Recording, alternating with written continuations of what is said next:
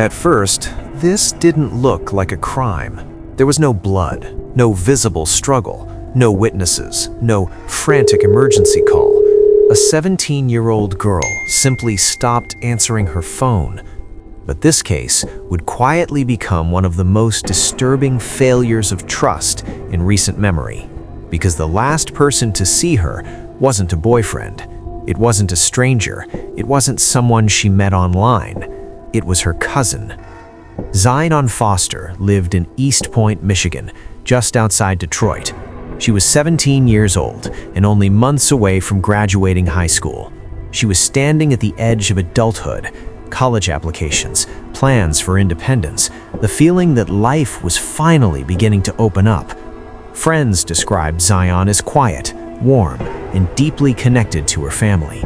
She wasn't reckless, she wasn't rebellious, she didn't disappear without explanation. She trusted easily, and that trust mattered, because at the center of her life was someone she had known since childhood, Jaylin Brazier.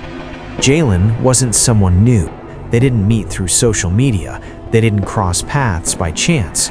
They grew up attending the same family gatherings, shared holidays, shared relatives, shared a history built on familiarity. To outsiders, nothing appeared wrong, just cousins who were close. But privately, the relationship had shifted. Jaylin wanted more than family. Jaylin did not. That difference changed everything. By late 2021, the tension had become impossible to ignore. Jaylin began pulling away, not dramatically, not loudly. She tried to create distance without confrontation, without upsetting relatives, without causing conflict. She didn't want to fracture the family. She didn't want to be blamed for making things uncomfortable. That hesitation would prove fatal. On January 4th, 2022, Jaylin picked Jaylin up from her home. Nothing about it seemed dangerous at the time. This wasn't unusual. It didn't raise alarms. But Jaylin never returned. Hours passed, then an entire day. Her phone went silent. Calls went unanswered. Messages were left unread. This wasn't normal behavior for Jaylin. She didn't disappear without telling someone. She didn't cut off communication. She didn't disappear voluntarily. By the next day, concern turned into fear. Her family contacted police, but because Jaylin was 17 years old, her case was classified as a runaway. That label mattered. Once a case is considered low risk, urgency disappears, search efforts slow, leads are deprioritized. Time slips away. Investigators asked the most basic question: who was the last person to see her? The answer was Jaylin Brazier. Jaylin told police he hadn't seen Jaylin in months. That was a lie. He joined the family search efforts, stood beside Jaylin's mother, spoke as if he were just as worried as everyone else. But lies don't survive evidence. Surveillance footage placed Jaylin's car with Jaylin on the day she vanished. GPS data confirmed they were together. Confronted with this information, Jaylin turned himself in, not to confess, only to admit that he had lied. What he told police next was chilling. Jaylin claimed that he and Jaylin had been smoking together when she suddenly stopped breathing. He said she became unresponsive. He said he panicked, and instead of calling 911, instead of seeking help, instead of contacting anyone, he made a different decision.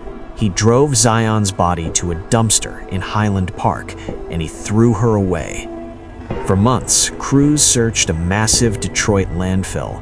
Thousands of tons of garbage were moved. Days passed under harsh conditions. They hoped to recover Jaylin's remains. They found nothing. But the prosecution didn't need a body. They had text messages, they had patterns of grooming, they had behavioral evidence, and they had something that destroyed the claim of panic. Jaylin had searched online how trash compactors work. That detail mattered. Panic doesn't involve research. Panic doesn't involve planning. Panic ends with a phone call. Planning doesn't. The digital trail told a different story, one of intent, one of awareness, one of calculated decision-making. Jaylin Foster was not an accident. She was silenced. As the case moved forward, another issue became impossible to ignore. The early classification of Zion as a runaway delayed urgency, it delayed searches, it delayed critical evidence recovery. By the time the system caught up, time had already erased too much. In 2024, justice finally arrived. Jaylin Brazier was convicted of second-degree murder and sentenced to up to 100 years in prison. But a conviction doesn't undo what was lost. Zion Foster wasn't reckless. She wasn't careless. She was a teenager navigating boundaries in a situation no one prepares you for. This wasn't just a crime. It was a failure to recognize warning signs, a failure to take missing teens seriously, and a failure to acknowledge that danger doesn't always come from strangers. Sometimes it comes from familiarity, from trust, from inside the family.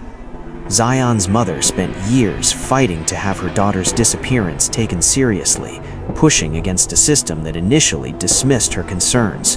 Her persistence mattered, but it came at an unbearable cost, and it leaves behind uncomfortable questions. Should the legal system reconsider how it handles missing teens close to adulthood? How many cases are delayed by assumptions, and how many outcomes change because time was wasted? Zion's story isn't unique because of how it ended. It's unique because of how long it was ignored. Ignoring stories like this doesn't make them disappear. It only ensures they repeat. Stay aware, stay alert, and stay safe.